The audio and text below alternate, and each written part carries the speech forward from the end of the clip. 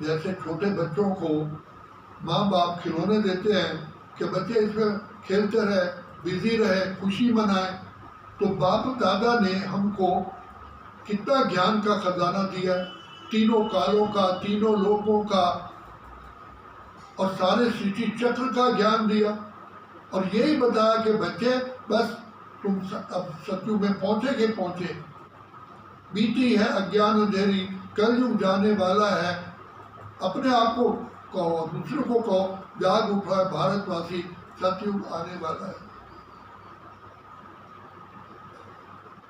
हमने समझ लिया है कि बाबा को याद करने से सारी ही प्राप्तियां, एक बाप को बांध लो अपनी बुद्धि में, सारा विश्व आपका है। तो बाबा ने अपने आप को बांधने का रास्ता बता दिया, सब कुछ पाने का रास्ता बता दिया, जन्म जन्म के पापों को भस्म करने का रास्ता बता दिया। तो बाबा कहते हैं बच्चे जाग सजनिया जाग, नव युग आया। बच्चे बाबा को बहुत प्यार से याद करो। बाबा ने हमको मूल मंत्र दे दिया, मन मना भाव मध्याधि भाव। जितना बाबा को याद करते जाओगे रास्ता क्लीन और क्लियर होता जाएगा, आपको वेट भी नहीं करना पड़ेगा।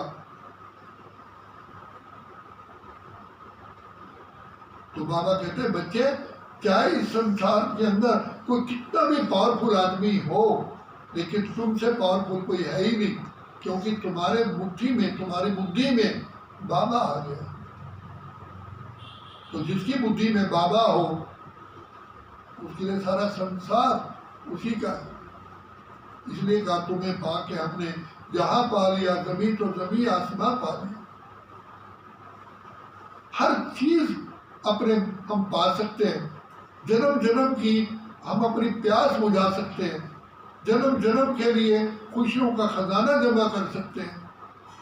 लेकिन बाबा ने कितना आसान तरीका बताया, बच्चे बाप को बहुत प्यार से याद करो। ये दुनिया जो सामने देख रहे हो ये तो परिवर्तन होनी ही है, और मैं खुद आ चुका हूं। अर्जुन को भी जब इतना नहीं निश्चय हो रहा था तो भगवान ने उसको गीता में साक्षात्कार कराया। जब उसने कहा देखा सारे ही उनके विनाश हो रहे हैं, तो कहा जिस सृष्टि के लिए मैं भूलने के लिए कह रहा हूँ ये तो विनाश होने ही वाली है, और जो नई दुनिया में स्थापन कर रहा हूँ उससे तुम अपना नेह लगाओ। तो कितना हमें अति सुंदर बाबा बनाने के लिए है।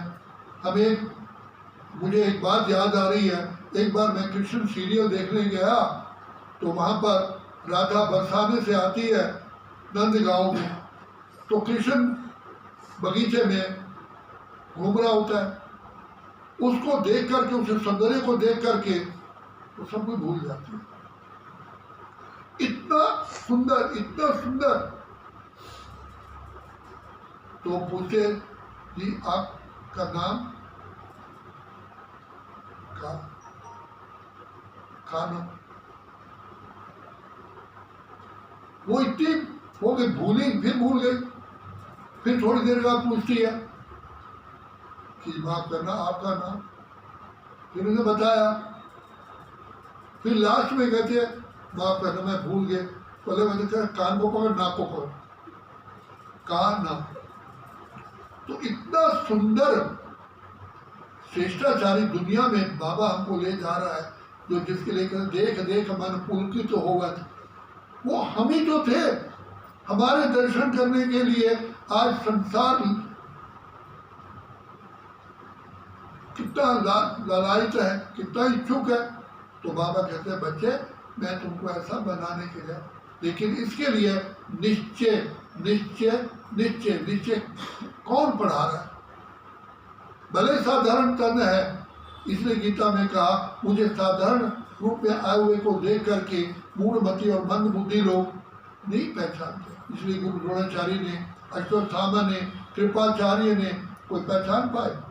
इसलिए वही समय है, आज भी बड़े बड़े शंकराचार्य महात्माएं नहीं पहचान रहे।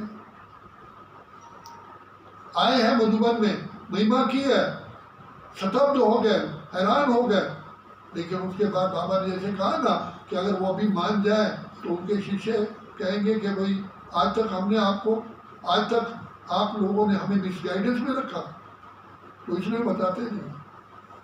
तो बाबा कहते हैं बच्चे अब समय बहुत समीप आ रहा है, आप चढ़ती कला में जा रहे हो, तो इसलिए चढ़ती कला तेरे भाने सर्व का भला, सबका भला।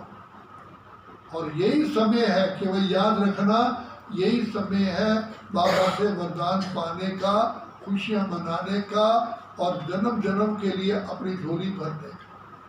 अच्छा, ओम शांति।